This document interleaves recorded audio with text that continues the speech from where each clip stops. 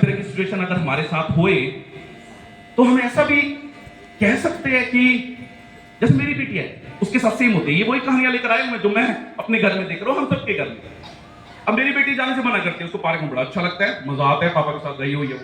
मैं उसको ना एक छोटी सी बात बोलता हूं, बेटा देखो चलना तो है, मंजीत जी ने कहा ना चलना तो है, काम तो घर के और इधर उधर के आपके मेरे के सब करने। एक काम करें, आप बस मुझे ये बताओ, वो दूर आधे किलोमीटर के पास अपनी गाड़ी खड़ी है, मेंढक की तरह फुदकते हुए जाना चाहोगे या चीते की तरह भागते हुए जाना चाहोगे? देखते हैं आप दोनों में से किस में पहले पहुंचते हो, और जो आप करोगे ना मैं भी वैसे ही करूंगा। तो उसके अंदर एक नई एक्साइटमेंट आती है कि अभी पार्क का भूत खत्म नहीं हुआ, अभी पार्क का रोमांच बाकी है। पापा पापा मैं चीते की तरह भागते हुए जाना चाहूंगी, देखते हैं हम दोनों में से कौन जीतता है। चलो 1 2 3, और हम भागते हैं। 10 मिनट 2-3 मिनट के बाद वो गाड़ी के अंदर बैठ जाते हैं। फन का फन हो गया, एंटरटेनमेंट हो गया, मैसेज भी मिल गया और मेरा पर्पस भी सॉल्व हो गया। और यही जो मैं पहले एक पिता के तौर पे करता था, मैंने कह दिया, मैं थोड़ा सा अथॉरिटेटिव टाइप का पेरेंट था पहले, यानी कि एक होता ना अनुशासनात्मक टीचर हूं ना मैं, इसलिए बेटा आपको बोल दिया, और लिटरली कुछ इसी तरह के भाव होते थे मेरे चेहरे पे, और उसके बाद मेरी आंखें देखिएगा खासों पे, चल पड़ देख ले फिर बस। अब वो जो नकारात्मक भावना उस बच्चे के मन में चली गई ना, वो चाहे भी नहीं हटेगी, वो चाहे भी नहीं हटेगी। और इसी बात के ऊपर हमें ध्यान देना है। बच्चे की ना साइकोलॉजी, सर आपको सुनकर थोड़ी अजीब सी लग रही होगी बात, सर क्या ये साइकोलॉजी और ये हमारे माँ बाप ने ऐसे प्लान, सबके माँ बाप ने ऐसे ही पाला हमारे। वो समय और था, वो जनरेशन थी जनरेशन एक्स, वो जनरेशन थी बेबी बूमर्स, वो जनरेशन थी जनरेशन वाई, जनरेशन जेड, अब है बीटा। 2025 से बीटा जनरेशन। वो जैसे कंप्यूटर, अगर आपने से किसी ने कंप्यूटर चलाओ ना, फोन चलाते हैं, फोन के अंदर सॉफ्टवेयर अपडेट होता है ना, हर थोड़े दिनों में आता है ना। ये जो दुनिया को रचने वाला है ना, चाहे उसको भगवान कह लो, परमात्मा कह लो, प्रकृति कह लो, ताकत कह लो, कुछ भी कह लो, वो अपने सॉफ्टवेयर को हर 15-20 सालों में अपडेट करते हैं। क्या मतलब, जो नई जनरेशन आती है हर 15-20 साल के बाद, वो अलग आती है पिछली जनरेशन से। तो प्रॉब्लम क्या है, हम उस जनरेशन के साथ वैसे डील करना चाहते। और एक हैरानी की बात बताऊं, आप पता नहीं मेरी बात से सहमत हो ना हो, मैंने तो अपनी रिश्तेदारी में, परिवार में, मित्र जनों में और खुद मेरे घर में जो देखा है, ज्यादातर हम बड़े वाले को समझाते हैं। और अगर बड़ी कड़वी बात बोल रहा हूं, क्योंकि यहां से कुछ किलोमीटर की दूर पे फतेहाबाद है, जहां पर 10 बेटियों के बाद एक बेटा हुआ था, पिछले दिनों न्यूज आई थी। मैं खैर उस लड़ाई को नहीं छेड़ूंगा दोबारा से, बेटा क्यों बेटी क्यों, ये सब नहीं, मैं इस चक्कर में पड़ूंगा, आज हमारा वो मुद्दा नहीं है। लेकिन ये बात जरूर है, अगर वो बड़ी वाली बेटी हुई तो कहानी और ज्यादा खराब होती है। चलिए खैर मैं बेटे बेटी में नहीं जाता, 2 बच्चे, ज्यादातर हम बड़े वाले को समझा रहे होते हैं, तुझे समझना चाहिए, तू बड़ा है। मैं इसके बारे में ना अपने घर की कहानी बताता हूं, छोटी सी। मैंने बताया ना 9 साल की बेटी, 10 महीने का बेटा, प्रिंसिपल सर, मैंने अपनी रियल सिस्टर, उनके घर में भी यही कहानी थी, बेटी बड़ी बेटा। उनके घर में क्या देखा कि जब बेटा हुआ थोड़ा ध्यान ज्यादा दिया गया, और बेटी को ये लगने लगा मम्मी पापा मुझे प्यार नहीं कर। मैंने ये कुछ साल पहले अपनी बहन के घर में देखा। मैंने अपने धर्म पत्नी से कहा जब दूसरी बार वो प्रेग्नेंट हुए कि सुनिए, बेटा हुए बेटी हुई वो तो भाग्य की बात है, आगे की बात है, लेकिन जो भी बच्चा होगा, इस बड़े वाली बच्ची जिसका नाम है दक्षायनी, इसको ये एहसास एक दिन में नहीं होने देंगे कि तुम कम हो। और मानकर चलिएगा, मैं आज यहाँ साइकोलॉजी की बातें कर रहा हूं, तो एज अ पेरेंट कहीं ना कहीं थोड़ा बहुत तो मुझे यकीन है, मैं वो चीजों का ध्यान अपने घर में तो जरूर रखूंगा। मैंने बेहतरीन प्रयास किया कि इस बड़े बच्चे को यह एहसास ना हो कि आप किसी भी तरह से उससे कम हो, ज्यादा हो। अब वो भाग्य की बात थी, जो भी कह लीजिए, लड़का हुआ। अब छोटा बच्चा होता है, उसको केयर करनी होती है माँ को, क्योंकि वो कुछ भी नहीं जानता, ना खाना खा सकता, ना दूध, ना कुछ। उसको तो ऑब्वियस ही बात है कि उसकी माँ जो है वो ज्यादा ध्यान देगी। मैंने उस कमी को पूरा कैसे किया मंजीत जी, मैंने बेटी पे ज्यादा ध्यान देना शुरू कर दिया, उसे ये एहसास दिलाना शुरू कर दिया, आप हमारे लिए नंबर 1 हो, हमेशा सबसे इंपॉर्टेंट हो। लेकिन आपको जानकर हैरानी होगी, तमाम प्रयासों के बावजूद पिछले कुछ दिनों से रात को सोते हुए, मम्मी पापा मुझे पता है आप लोग मुझे प्यार या तो करते नहीं या बहुत कम करते हो, आप इस गुन्नू को ज्यादा प्यार करते हो, मेरे को पता है ये बात। तमाम प्रयासों के बावजूद वो बच्चा ये बात कह रहा है। मैसेज क्या देना चाह रहा हूं, छोटी सी बात क्या कहना चाह रहा हूं, हम कितने भी प्रयत्न करें, बच्चों की साइकोलॉजी ऐसा बोलेगी, समाज उसे ये एहसास दिलाएगा, वो फोन की रील्स उसे ये एहसास दिलाएगी। और अब तक तो वो 9 साल की है, वो ये भी समझ चुकी है लड़का लड़की में फर्क होता है और हमारा समाज किसकी तरफ ज्यादा झुकाव रखता है, चाहे अनचाहे वो ये बात समझ रही है। तो अभी बहन जी ने, ममता जी ने जो ये बात कही ना कि बड़े को ज्यादातर हम समझाते हैं कि नहीं बेटा सेम ला दूंगी, दूसरे कलर का ला दूंगी, ऐसा कर दूंगी, वैसा कर दूंगी, बात नहीं बनेगी, समस्या जस की तस रहेगी। क्या करा जाए? मंजी जी जरा 2 मिनट आप भी आइए।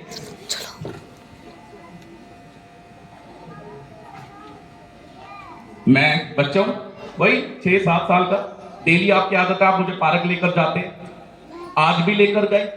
और ये मेरी डेली की आदत है कि जब भी मैं पार्क जाता हूं इनके साथ, मेरे ताऊ जी है, ये चाचा जी है मेरे, कुछ भी मान लीजिए, तो ये मुझे 1 घंटे में घर लेकर चलते हैं।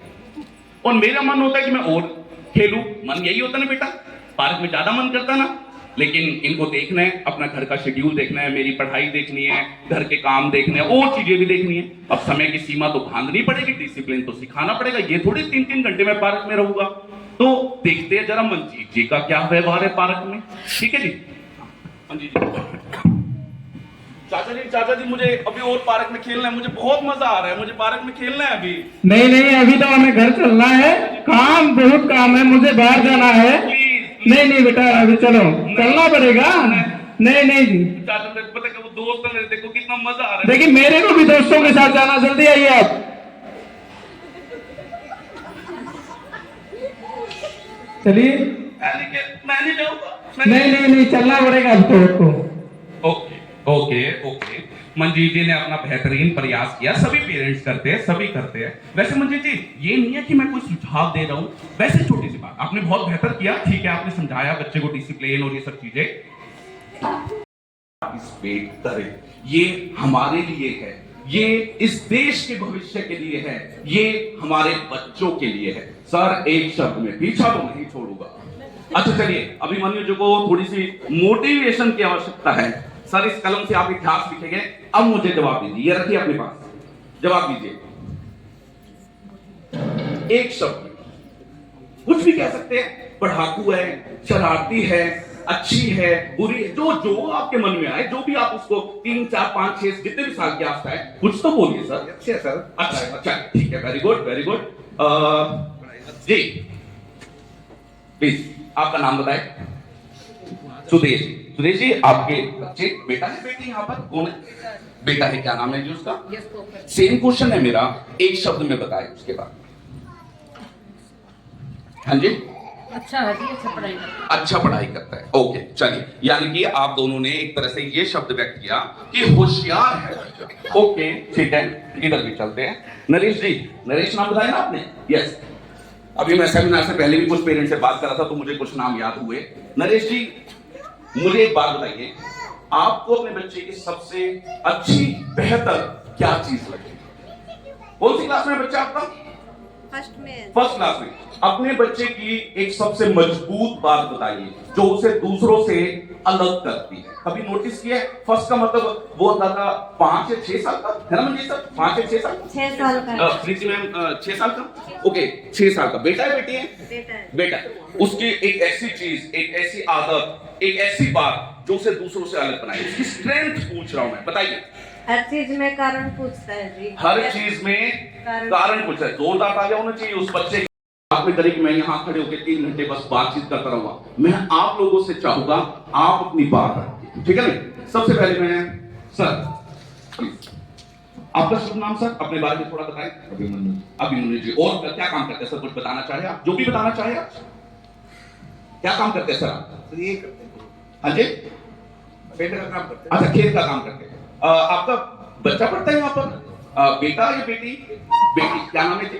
आस्था। सर अभिमन्यु नाम बताया ना? अभिमन्यु जी अगर आपको अपने बच्चे को एक शब्द में बताना हो आस्था के बारे में, एक शब्द, एक से ज्यादा नहीं, क्या बोलेंगे आप? एक शब्द। आस्था है और सत्य। आस्था, एक शब्द में बताने। अगर मैं पूछूं आस्था कौन है, मैं तो नहीं जानता, देखिए मैंने देखा भी नहीं कौन है आस्था। आपको एक शब्द में बताने, बताइए क्या बोलेगा?